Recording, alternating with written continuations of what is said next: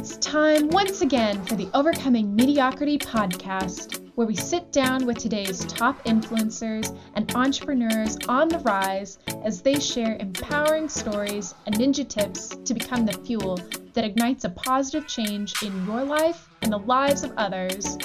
Our guests don't simply coast through life. They don't let difficult situations stop them. They set big goals, keep their eyes on the prize, and they're joining us today to share insider secrets you can use right now to step into your power and live your purpose. Now here's your host, Christy Ruffino. Are you ready to step into your greatness? Do what you need to do to ensure that the next chapter of your life, your next story, will be written your way. Well, hi, I'm Christy Ruffino, the host of this show and the creator of the Overcoming Mediocrity Project, where everyday women tap into the power of their stories to magnify their message and elevate their brand so they can enjoy a business and life of true significance.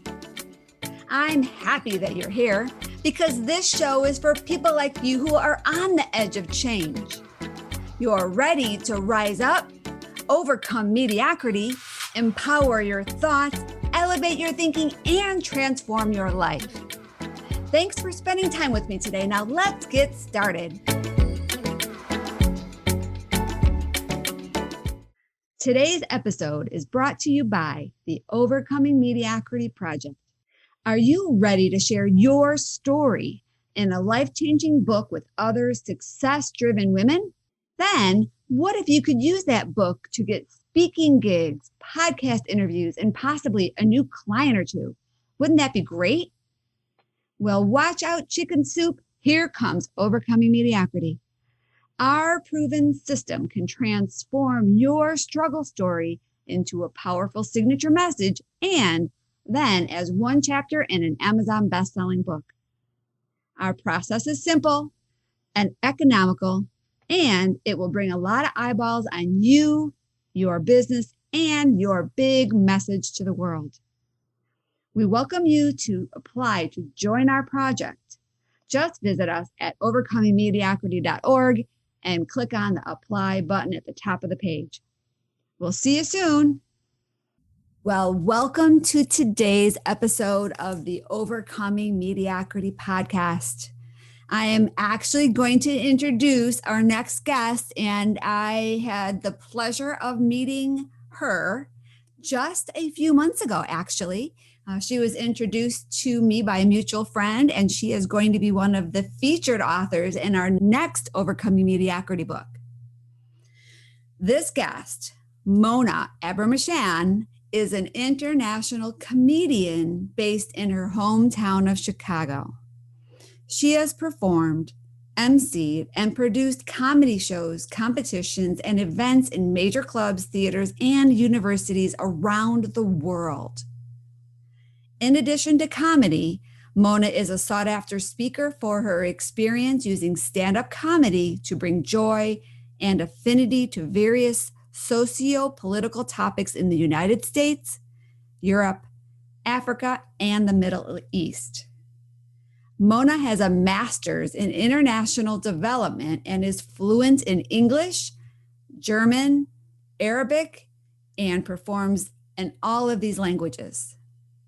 Having lived and worked around the world, Mona uses her global insight and homegrown Chicago style to offer a fresh look at shifting frustrations into funny.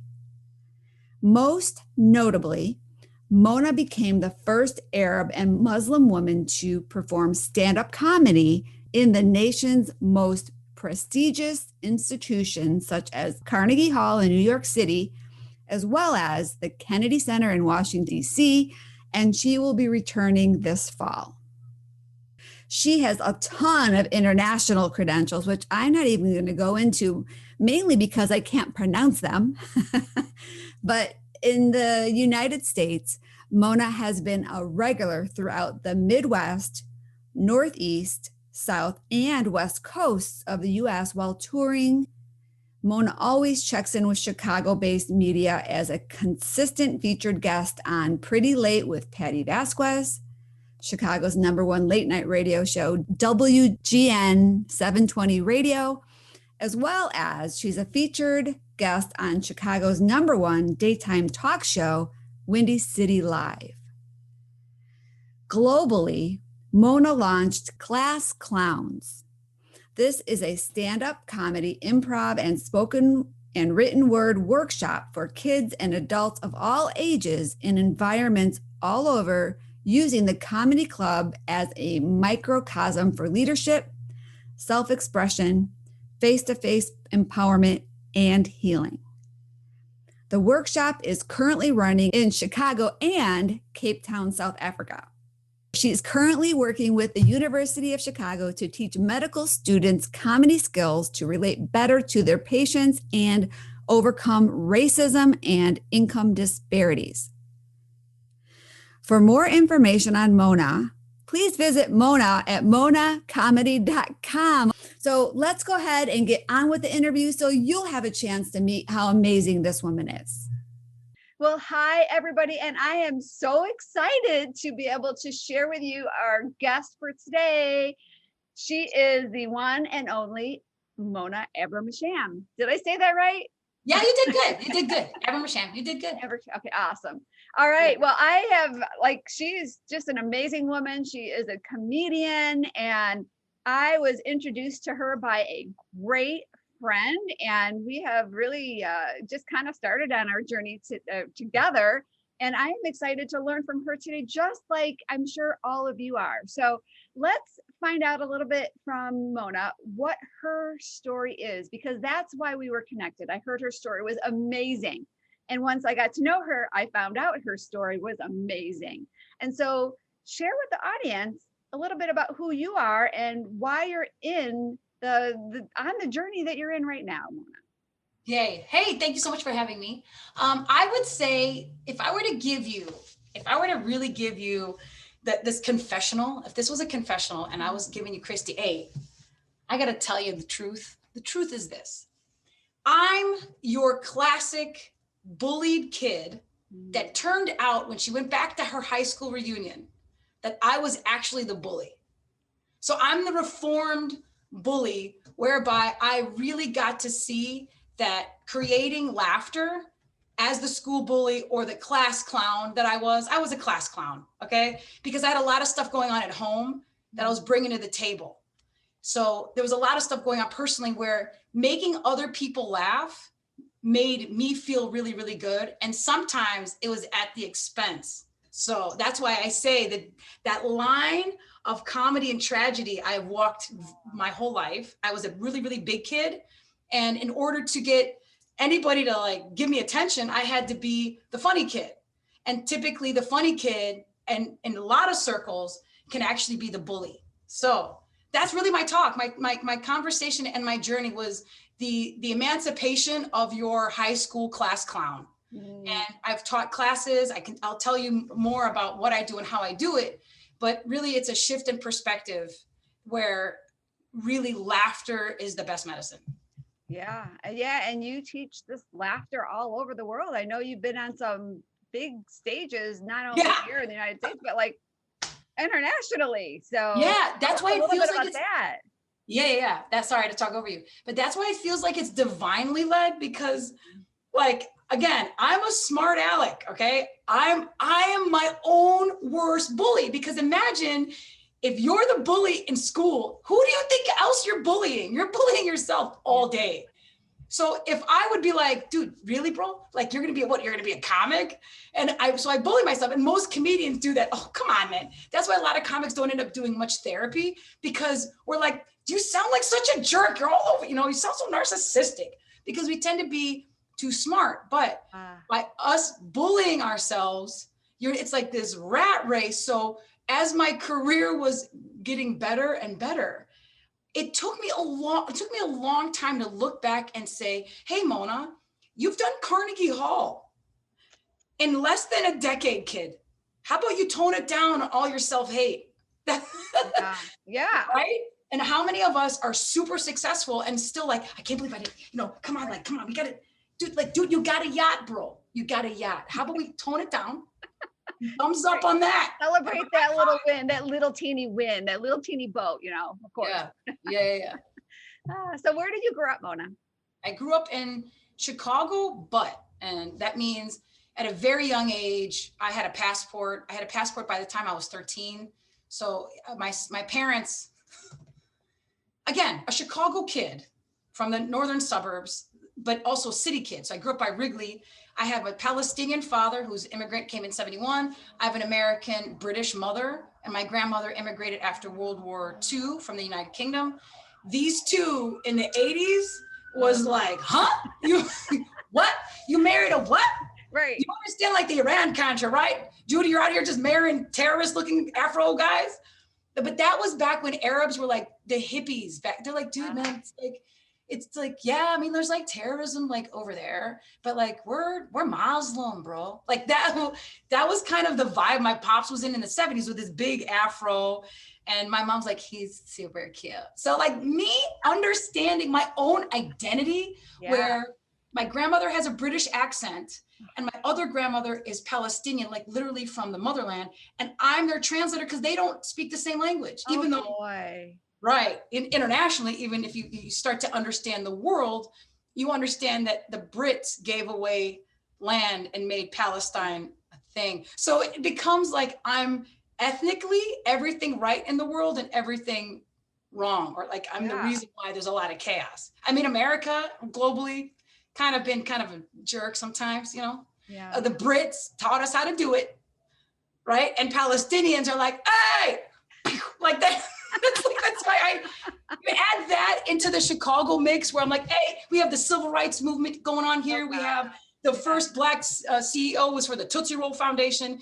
I mean, Chicago really is the city of the century, and you should know you're from here, right? Yeah, absolutely. But I don't have the ethnic background that you do, so I could imagine your like holidays and when your family's all together, or weddings or whatever. I'm sure it's crazy. Yeah, because I had a mom, my mother. So if people get, while my one side is Arab, you have to wax, hairy eyebrows.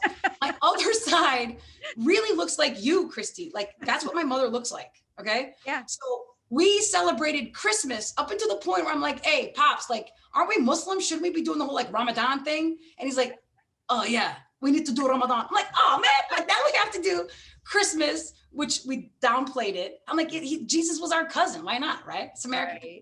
Right. But then we kind of pumped up the whole fasting Muslim thing, so that they're, sometimes I'm like, okay, what ethnicity am I? And then, especially if you're in Chicago, then you get the Jewish holidays and you have to understand what Kwanzaa is. And, it really is a pretty cool global city. Yeah. Well, I did some genealogy work in the last year and learned that I have a lot of English, like pretty much the majority is from in that area, British and English. Yeah. A little bit of Irish, but I tend to be very, stuffy, very, reserved. So I would imagine, if that's your mom's nature, and then with your dad, and especially if he was more of the hippie guy, like how did they ever like get meet? Together? I don't know. How did they meet? Yeah. What happened? How did the two of them come into play? Yeah. Well, the two of them were, my dad was working at a restaurant, an Arab restaurant. Now, remember, you're seeing hummus all the time. You go to the grocery store, you see chocolate hummus, like at Trader Joe's, you're like, what's up with the chocolate hummus, right? But back in the day, there wasn't that level of Arab culture and Arab food, and even in a big city like Chicago. But there was a restaurant, and my mom was living over by Loyola, and she had this doorman, this Egyptian doorman that was like, hey, lady, do you want to go out sometime with me? I love your accent. She's like, yeah, no, thanks. And then he kept on her. And I'm imagining that he must have looked like me, like, hey, lady, how was you're doing? You know what I'm saying? So then I just a heads up, like I'm recording. You're walking through her studio, dude. You're walking. Well, so if anybody that's listening and can't see the screen, she's got people walking in her background. Right through her studio. That's okay. That's fine. No worries. It's all good. We can. But yeah, if you turn your house into a comedy club, and you ask people to like help. Yeah, it's Makes sense. Okay, it's all good. Yeah. It's all good. So, Let's anyways, wrap up the story because I want to get into your totally, story yeah. here a little bit. Well, Yeah. anyway, she went out on a date to the Arab restaurant. She ended up meeting the cook. She liked the food. She came back for the food, and I guess the cook, because my dad was the cook. Oh. And the doorman never made it back to that restaurant. So your dad wasn't the doorman; he was the cook. Okay. And that's how I met. So I've had a very international upbringing, being a Chicago kid, but I also have lived in the United Kingdom. I've lived in Germany, and as a high school student, I did my master's thesis work down in Namibia. I've traveled all over. I worked for an airline. So the globe has really been my home with Chicago. Like basically I live at O'Hare. Okay. All right. Hey, you know what? Maybe not so much now, but any other time, I'd say that sounds like a great gig. Mm-hmm. All right. So how did you get into comedy? Let's kind of bring that home and see how that whole experience of your life brought you to this. Yeah, it was one Christmas day. I had come back from Namibia, finishing my thesis in I was late 20s, and my family said, "You need to be a comedian. You're always trying to entertain us." Where did you come back from? You keep saying that. I just want to Namibia. I had worked on my master's thesis, and I was working on my master's thesis, came back to the States. Okay. And we had a holiday together, and it was basically a come to Jesus meeting with my family saying, "Listen, you're working so hard to entertain us. You need to be a comedian." I said, "I just got my master's. How about we pump the brakes on a new job?" Because the way they came at me was like, as if it was like a confessional and I owed them money, and how me being a comedian was going to pay them off. Intervention, right? It felt like totally like an intervention. All right. Okay. And I'm like, okay, I'll be a comedian. But that was the best journey of my life, because I really did a deep dive into intellect, because my first reaction was like, I'm not going to be a comedian. They're dumb. Turns out it's the exact opposite, that your comedian is your modern day philosopher, court jester, celebrity, teacher, reporter. So you have to know a lot about a lot of things. Yeah. Oh, I would imagine. Yeah. Because you got to have this, this bank of information in your brain that you can kind of pull out in every whim's note, stand up. It's, you got to be able to think on your feet and have really good data to pull. So, right. All right. Well, great. So if you don't mind hanging on just a moment, I know you have some great, what I call ninja tips to share with our audience. So hang on a moment and we'll be right back. Anyone can network. Yes, anyone can meet people and collect business cards. However, not everyone knows how to network in a way that will provide them with a regular supply of new and repeat business. Treasured Tribes is more than just another networking book. This revolutionary book will show you how to adapt different strategies with your networking efforts that will get you better results than ever before. To grab your copy, visit www.treasuredtribes.com. Well, welcome back. So that was so great, Mona. I'm glad that you shared a little bit about your journey and how you got into the place you are now. But I know you have a really strong belief about comedy in our culture today. And more importantly, comedy as it really relates to our health. Yes. Should I tell you? Okay, great. Yes. So the three tips that I would give anybody right now, if they're listening to it, they take away nothing. Number one, the most important rule in comedy is yes and. So whatever you're dealing with, lean into it. If it feels weird, like, sorry, if you just got into a car accident, yes and. How is this car accident here to serve me? Right? So whatever's going on in your world, if you allow that the world isn't happening to you, it's happening for you, and you just have to add, these are principles of comedy and these are principles of self-development. So yes and. Yes, and especially when like you're faced with a question, and sometimes our first reaction is to say no, or that's too scary, or but that's sometimes when we really need to say yes, because we need to grow into that. And then yes, and okay, yes, I'm going to say yes, and then I'm going to make it work, right? Make that decision and make that decision right. Right. Yeah. The second would be a perspective exercise. Okay. Which is everything makes sense from the other person's perspective. Yeah. What is that perspective? And how is noticing that gap in difference important? Okay. So for example, when I walk into a comedy club, I walk in early and I evaluate my environment. Where are the waitress staff? What's going on with that? Has the lighting been set up? My environment, what is my environment? What's the state of my affairs? What's everyone, like what's going on with your house? By understanding my environment, I understand how old are they? What color are they? What country or where am I in? Because I performed everywhere around the world, right? Yep. Understanding how they interpret me as an American comedian who has an English accent, or, you know, my type of accent. What data are they assuming is true based on me walking on stage? Mm-hmm. And who am I really? And why is that difference important to navigate? Because if people see me as an Hispanic woman because I have curly hair and big earrings, that means Hispanic women are in their culture. That is something they experience. It makes sense. Yeah. Right? So I understand how they may see me from my perspective. So when I start talking, I say, hey, I know you're probably thinking I'm Hispanic, but actually, they're like, whoa, how did she do that? Yeah. Is she a mind reader? No, it's because a lot of people more than not have been like, hey, you know, they start speaking to me in Spanish. I'm like, oh, I must look Hispanic, you know? Right. But I honor that when I'm on stage. So having a perspective, like what's the perspective? How can I shift my perspective so that it's serving me? Yeah. Not that I'm a victim of it, would be rule number 2 in comedy that will change your life. Okay. I love that. And third, it's going to sound totally counter to number 1, but third is the power of no. Which I believe my white side, again, I say white, but I really mean my American, English, European female, who, by the way, before coming to the United States was often deemed as witches and fairies, and they got their own trauma too. Yeah. That my white side is often extremely scared to say no.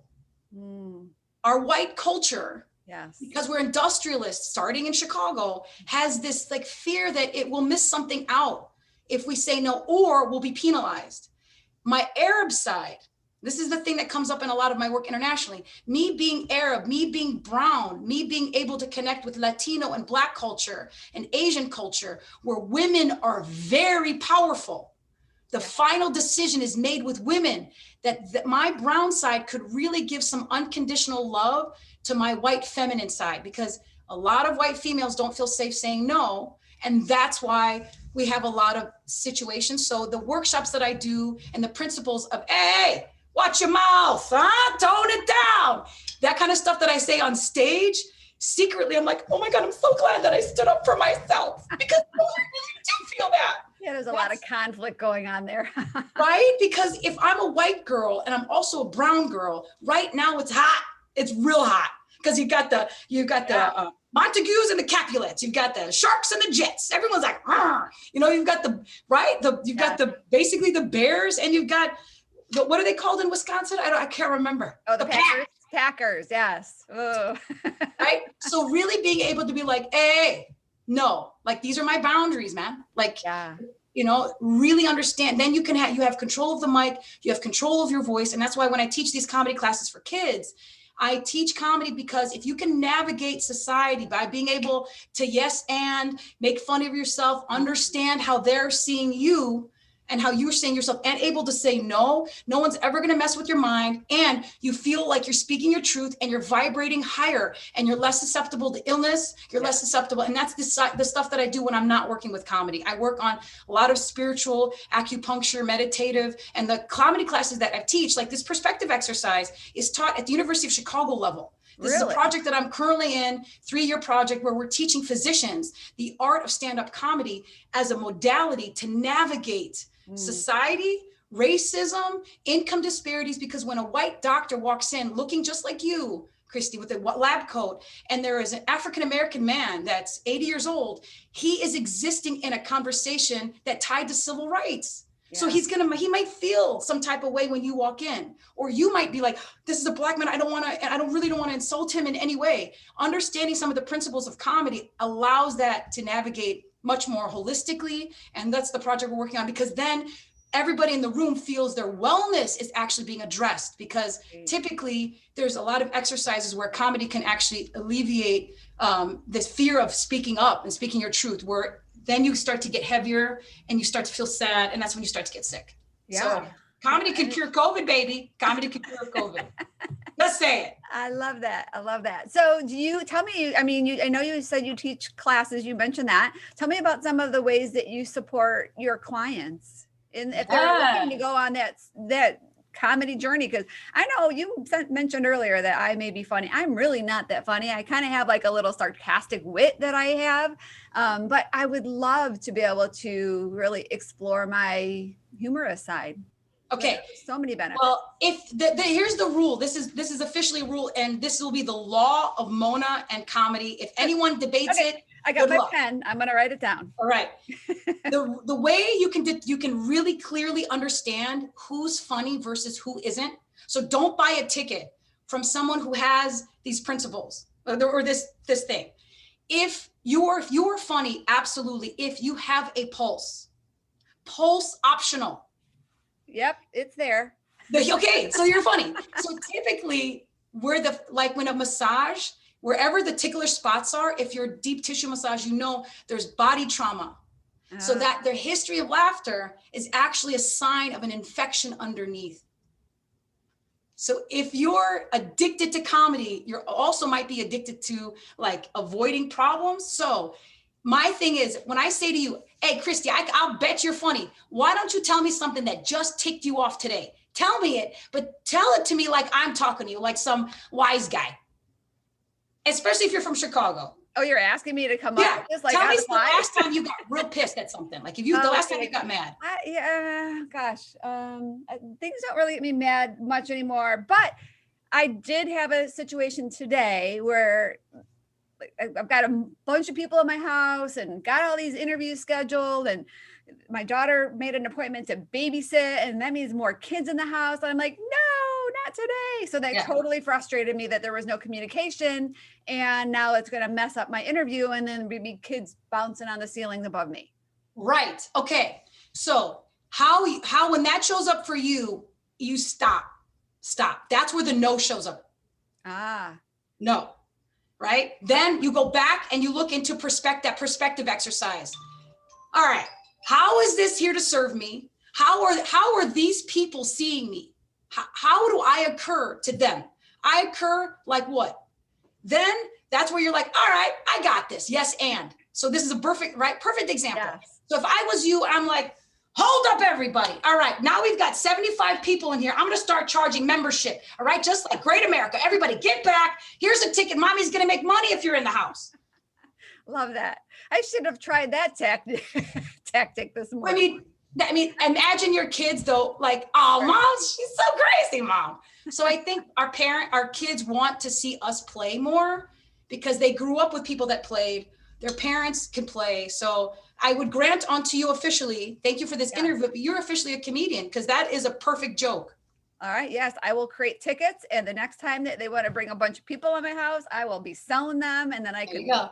Yeah, there we go. That's a big car. All right. Well, I know you have a special gift for our audience who listen to this either live or watch the recording at some point in the near future. I know you have a time limit on when you're going to be able to share this free gift, but if somebody does want to take a part of this, will you share what that is, what you're going to Absolutely. I'd like to offer a 90-minute workshop, which will be we'll have the information on when that live class is going to be. It's a 90-minute class clowns workshop. And I run this workshop for this. It's the same workshop, whether it's kids in high school, for veterans, those with Alzheimer's, or in corporate America, where I've been doing a dual development model for corporate training, team building. A lot of these same principles go into all that training modality. So offering a 90-minute course, and if you can't attend it live, which we really hope you will, because there'll be so much engagement. Interaction. Absolutely. It's always it's so juicy. And especially when there's no excuse, because they can all attend from whatever location they're in. We're going to have people from all over on this class. Yep. And I might have comedian friends coming in and out of the background or in and out from different countries. You never know, right? Love that. Okay. So yeah, we're going to offer that. And then it'll be also recorded available for consumption. So we'll have that recording available. Okay. And the link will be in the show notes below on how you can sign up to get that free class. But I am super excited. I know I'm going to be one of your first signups because I think that would be super helpful for me to understand my humor. Yay. So I can develop it further. Because right? You can manage all those kids in your house, because everybody needs a lot more feminine energy, the divine feminine and the mom. We want to make sure that you are able to, do what you do and do it in a fun, healthy way. And that's where comedy comes in. Absolutely. Yeah. I don't want to be the mean grandma. I want to be the fun grandma. Yeah. You're already the hot grandma. Oh, you got to be the funny grandma that's telling jokes. Awesome. All right. Well, thank you so much. I really, really appreciate your time. And Thank you. I know you are going to be sharing your official story in our next Overcoming Mediocrity book to be released in the early 2021. So I'm so excited to be working with you on that project. Thank you. But have an amazing rest of the day, and love you. I love you. Bye. Thank you. Thank you for listening to the Overcoming Mediocrity podcast, where we believe that everyone can have the business and life of their dreams once they learn the art of mastering their story. Because mastering our stories is the key to everything we want in life. Our stories can either hold us back, or they can become the fuel that ignites a positive change in our life and the lives of others. We can choose. You can choose. Choose to overcome mediocrity with us. Let's achieve greatness together. To learn more, visit overcomingmediocrity.org. And don't forget to subscribe, rate, and review this podcast.